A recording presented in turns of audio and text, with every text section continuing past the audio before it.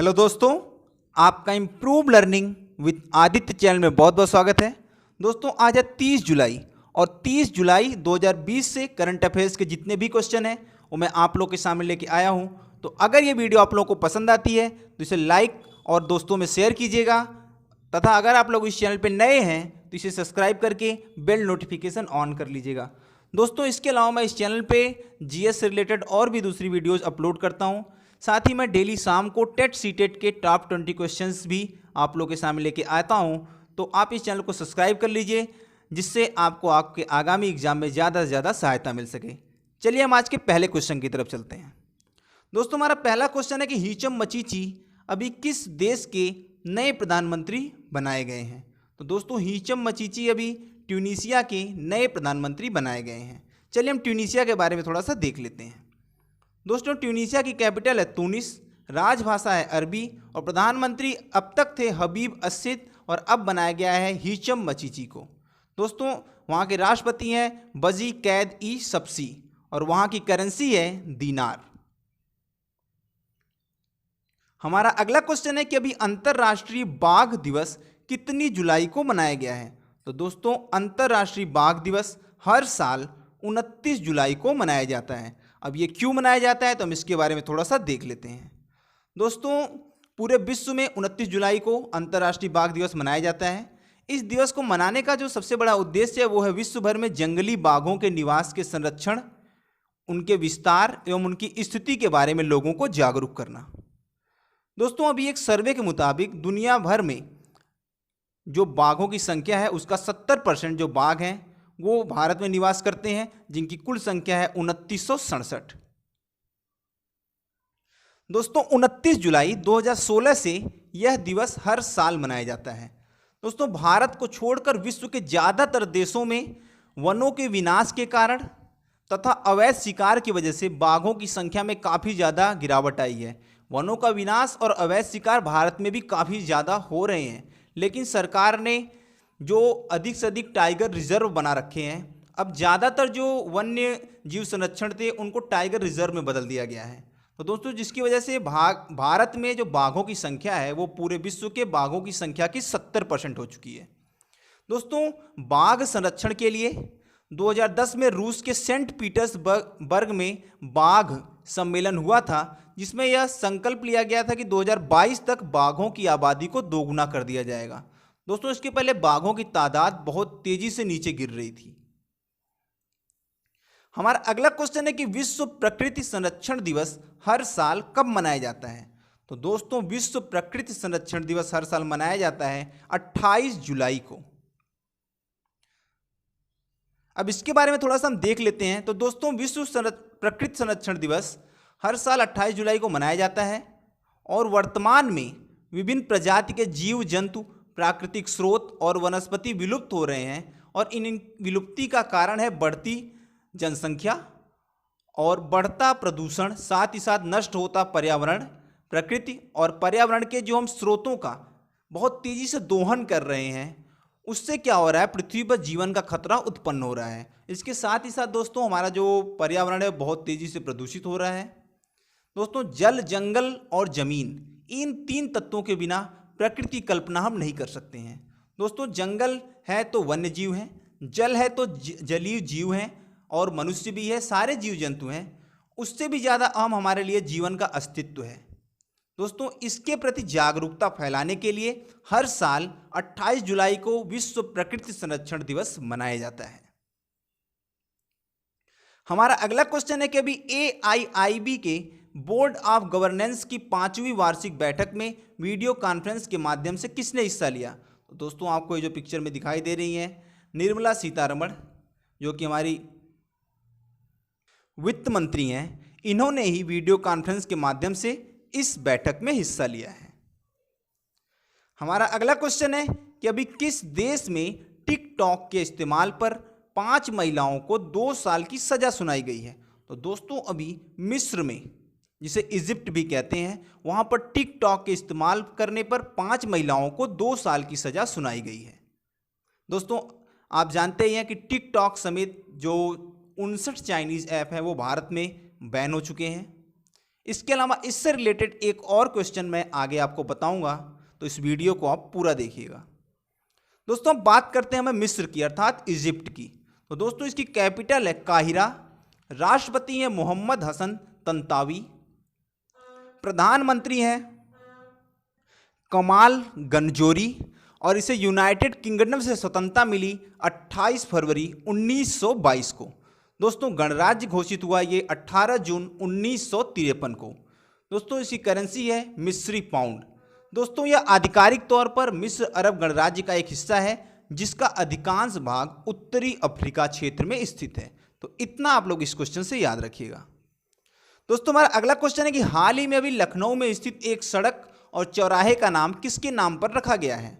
तो दोस्तों आपको जो फोटो में दिखाई दे रहे हैं ये है लालजी टंडन, जो कि मध्य प्रदेश के राज्यपाल थे और इनका हाल ही में अभी निधन हुआ है। इन्हीं के नाम पर लखनऊ में स्थित एक सड़क और एक चौराहे का नाम रखा गया है। दोस्तों इसके बारे में थोड़ा सा बता दें तो नगर निगम के कार्यकारिणी बैठक में यह फैसला किया गया कि जो लखनऊ का चौक चौराहा है वह अब लालजी टंडन चौराहे के नाम से जाना जाएगा। साथ ही हरदोई रोड से चौक चौराहे तक की जो सड़क है वो लालजी टंडन मार्ग के नाम से जानी जाएगी। दोस्तों क्योंकि लालजी टंडन का जो पैतृक निवास है यहीं पर चौक चौराहे पर ही स्थित है। हमारा अगला क्वेश्चन है कि अभी केंद्र सरकार ने कितने वर्षों बाद नई शिक्षा नीति 2020 को मंजूरी दी है? तो दोस्तों अभी केंद्र सरकार ने लगभग 34 सालों बाद नई शिक्षा नीति 2020 को मंजूरी दी है। अब दोस्तों नई शिक्षा नीति में क्या क्या विशेषताएं हैं और ये पुरानी शिक्षा नीति से कितनी अलग है उसके बारे में आपको थोड़ा सा बता देता हूं। दोस्तों मोदी कैबिनेट ने नई शिक्षा नीति 2020 के प्रस्ताव को मंजूरी दे दी है और यह शिक्षा नीति में बदलाव लगभग 34 सालों बाद हुआ है। दोस्तों इसके बारे में बताऊं तो 5वीं तक कम से कम और 8वीं तथा उससे आगे भी अगर पॉसिबल हुआ तो स्थानीय भाषा में ही शिक्षा दी जानी अनिवार्य की गई है। दोस्तों अभी भारत का जो स्कूली पाठ्यक्रम है वो 10+2 के हिसाब से चलता है, लेकिन अब से यह 5+3+3+4 के हिसाब से होगा, अर्थात प्राइमरी से दूसरी कक्षा तक पहला हिस्सा, तीसरी से 5वीं तक दूसरा हिस्सा, 6वीं से 8वीं तक तीसरा हिस्सा और 9वीं से 12वीं तक आखिरी हिस्सा होगा। दोस्तों इसके अलावा छात्र अपनी मर्जी से विषय का चयन कर सकते हैं। अगर मान लीजिए अब तक क्या था कि कोई छात्र अगर साइंस लेता है तो वो आर्ट्स के सब्जेक्ट या इन सब चीज़ों को अब वैकल्पिक तौर पे नहीं ले सकता था, लेकिन अब क्या है अगर कोई छात्र विज्ञान लेता है तो वो उसके साथ साथ संगीत पढ़ना चाहे तो ये भी विकल्प उपलब्ध होगा, जबकि वोकेशनल पाठ्यक्रम कक्षा 6 से शुरू किए जाएंगे। दोस्तों इसके अलावा जो बोर्ड परीक्षा को ज्ञान आधारित बनाया जाएगा और छात्रों में रटने की आदत है उसे कम किया जाएगा। दोस्तों छात्रों को किताबी शिक्षा से ज़्यादा उनकी स्किल पर ध्यान दिया जाएगा, जिससे वे जब ये स्कूल से बाहर निकले तो उनके अंदर किसी न किसी प्रकार की स्किल जरूर हो, जिससे वो आगे जाके उनके रोजगार में सहायता मिल सके।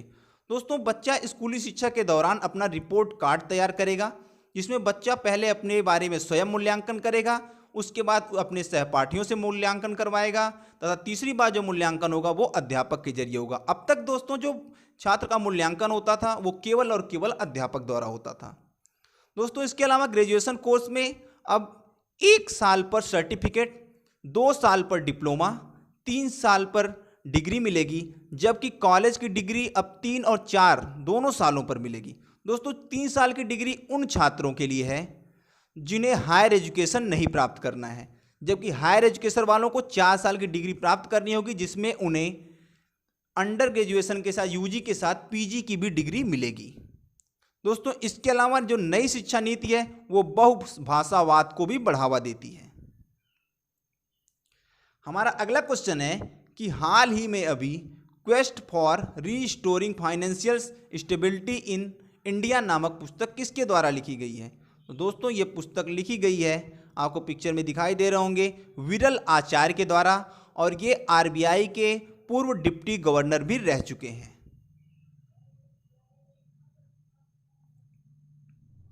दोस्तों हमारा अगला क्वेश्चन है कि हमारे पर्यावरण मंत्री प्रकाश जावड़ेकर ने अभी एक रिपोर्ट जारी की जिसके अनुसार दुनिया के कितने प्रतिशत बाघ भारत में हैं? तो दोस्तों दुनिया के लगभग 70% बाघ अभी भारत में हैं।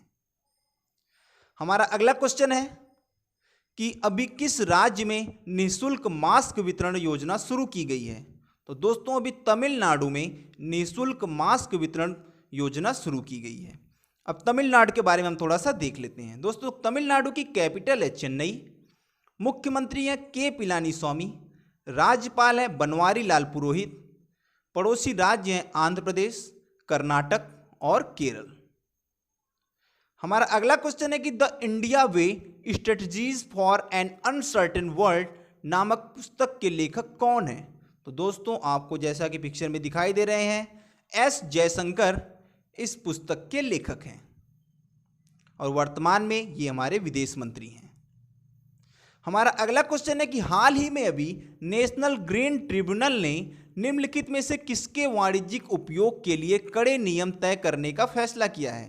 तो दोस्तों अभी नेशनल ग्रीन ट्रिब्यूनल अर्थात एनजीटी ने भूजल प्रबंधन के वाणिज्यिक उपयोग के लिए कड़े नियम तय करने का फैसला किया है। दोस्तों जो लैंड वाटर है उसके लिए ये फैसला, ये जो नियम है ये किया गया है। अब इसके बारे में थोड़ा सा हम देख लेते हैं कि नेशनल ग्रीन ट्रिब्यूनल क्या है। तो दोस्तों नेशनल ग्रीन ट्रिब्यूनल जो है उसे राष्ट्रीय हरित अधिकरण भी कहते हैं। इसकी स्थापना हुई थी 18 अक्टूबर 2010 को, जो कि राष्ट्रीय हरित अधिकरण अधिनियम 2010 के तहत की गई थी। दोस्तों इसके साथ ही भारत एक विशेष पर्यावरण न्यायाधिकरण स्थापित करने वाला दुनिया का तीसरा और पहला विकासशील देश बन गया। दोस्तों एनजीटी की स्थापना का मुख्य उद्देश्य पर्यावरण संबंधी जो मुद्दे हैं उनको तेजी से निपटाना है तथा जो देश की अदालतों पर जिसकी वजह से कुछ बोझ कम किया जा सकता है। दोस्तों इसका मुख्यालय जो है वो दिल्ली में है। एनजीटी के वर्तमान अध्यक्ष हैं जस्टिस आदर्श कुमार गोयल और अध्यक्ष की जो नियुक्ति है वो भारत के जो मुख्य न्यायाधीश हैं सुप्रीम कोर्ट के, उनके परामर्श से केंद्र सरकार द्वारा किया जाता है। दोस्तों हमारा अगला क्वेश्चन है कि हाल ही में अभी किस देश द्वारा जरकॉन मिसाइल का सफलतापूर्वक परीक्षण किया गया है? तो दोस्तों अभी रूस ने जरकॉन मिसाइल का सफलतापूर्वक परीक्षण किया है। अब यह परीक्षण रूस ने किया है तो चलिए रूस के बारे में थोड़ा सा हम देख लेते हैं। दोस्तों रूस की कैपिटल है मॉस्को, राष्ट्रपति हैं व्लादिमीर पुतिन, प्रधानमंत्री है मिखाइल मिशुस्टिन, रूस की संसद का नाम है ड्यूमा और रूस की करेंसी है रूबल। और दोस्तों अभी हाल ही में जो रूस के राष्ट्रपति हैं व्लादिमीर पुतिन, उन्होंने संविधान में संशोधन करके अब राष्ट्रपति पद पर खुद को 2036 तक काबिज कर लिया है। दोस्तों हमारा अगला क्वेश्चन है कि अभी 29 जुलाई को 5 राफेल फाइटर जेट्स का पहला जत्था किस एयर बेस पर लैंड हुआ? तो दोस्तों जो 5 राफेल हैं फाइटर जेट हैं ये अंबाला एयर बेस पर लैंड हुए हैं। दोस्तों मैं आपको राफेल के बारे में थोड़ा सा बता देता हूँ, इसकी खूबियों के बारे में। तो दोस्तों जो राफेल है वो बिना लोडिंग के इसका वजन 10 टन है, जबकि अगर इसे पूरी तरह से लोड कर दिया जाए तो ये 25 टन तक हो जाता है, जो किसी भी मालवाहक जो विमान होता है, ज़्यादातर जो मालवाहक विमान होते हैं उनसे काफ़ी ज़्यादा है इसका वजन। दोस्तों इसकी खूबी है वो ये है कि अपने साथ यह काफ़ी ज़्यादा मिसाइल लेकर उड़ सकता है। इसके साथ ही यह एक बार में 20 से ज़्यादा निशानों को इंगेज कर सकता है और जबकि 6 से 7 निशानों पर एक साथ हमला कर सकता है। दोस्तों राफेल जो है वो स्टील्थ टेक्नोलॉजी से लैस है, जिससे यह दुश्मन रडार को आसानी से चकमा देने की ताकत रखता है।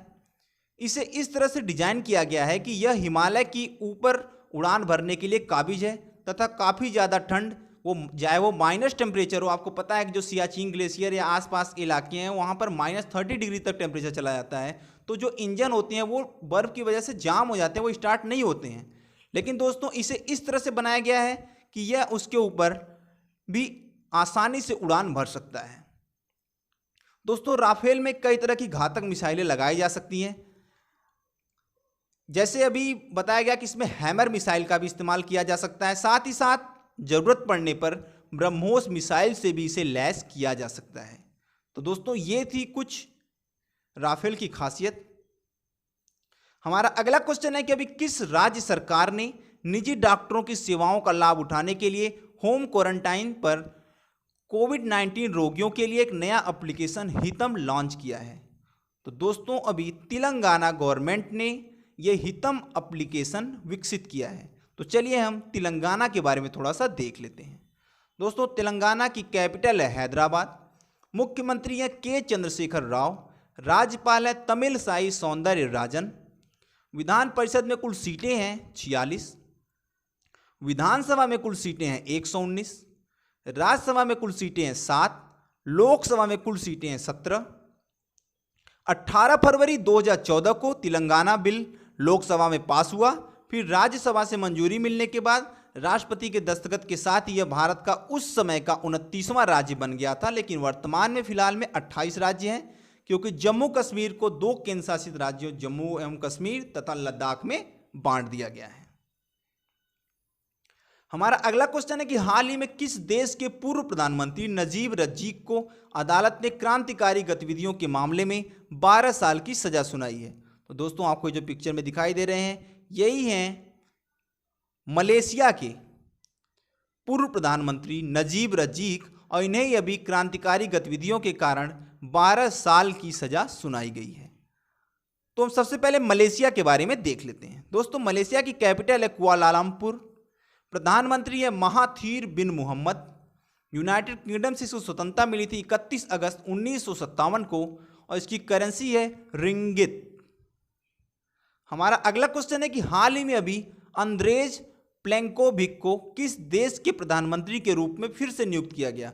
दोस्तों ये जो पिक्चर में दिखाई दे रहे हैं यही हैं अभी क्रोएशिया के प्रधानमंत्री अंद्रेज प्लेंकोविक, और इन्हें ही फिर से प्रधानमंत्री पद पर नियुक्त किया गया है।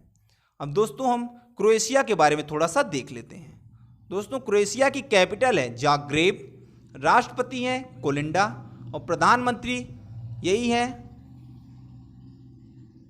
अंद्रेज प्लेंकोविक, और यहाँ की करेंसी है कूना। दोस्तों हमारा अगला क्वेश्चन है कि हाल ही में 500 टेस्ट विकेट लेने वाले विश्व के सातवें गेंदबाज कौन बने हैं। तो दोस्तों टेस्ट क्रिकेट में 500 विकेट लेने वाले विश्व के 7वें गेंदबाज बने हैं, आपको पिक्चर में दिखाई दे रहे हैं, स्टुअर्ट ब्रॉड। ये इंग्लैंड के क्रिकेटर हैं। चलिए हम पहले आईसीसी के बारे में देख लेते हैं दोस्तों। तो आईसीसी का पूरा नाम है इंटरनेशनल क्रिकेट काउंसिल, अर्थात अंतर्राष्ट्रीय क्रिकेट परिषद। इसकी स्थापना हुई थी 15 जून 1909 को। इसका हेडक्वार्टर है दुबई, संयुक्त अरब अमीरात में। इसके अंतरिम चेयरमैन है इमरान ख्वाजा, जो कि अभी शशांक मनोहर के इस्तीफा देने के बाद बनाए गए हैं, और इसके सीईओ हैं मनु साहनी। हमारा अगला क्वेश्चन है कि हाल ही में भारत सरकार द्वारा चीन के और कितने एप्लीकेशंस को बैन किया गया है। तो दोस्तों अभी चीन के 47 और एप्लीकेशन को बैन किया गया था। दोस्तों अभी हाल ही में जासूसी के आरोप में भारत सरकार ने चीन के 59 एप्लीकेशन को बैन किया था, लेकिन फिर से एक बार सरकार ने 47 और एप्लीकेशन को बैन कर दिया है। दोस्तों अब चीन के सारे एप्लीकेशन बैन किए गए हैं, तो चलिए चीन के बारे में थोड़ा सा हम देख लेते हैं।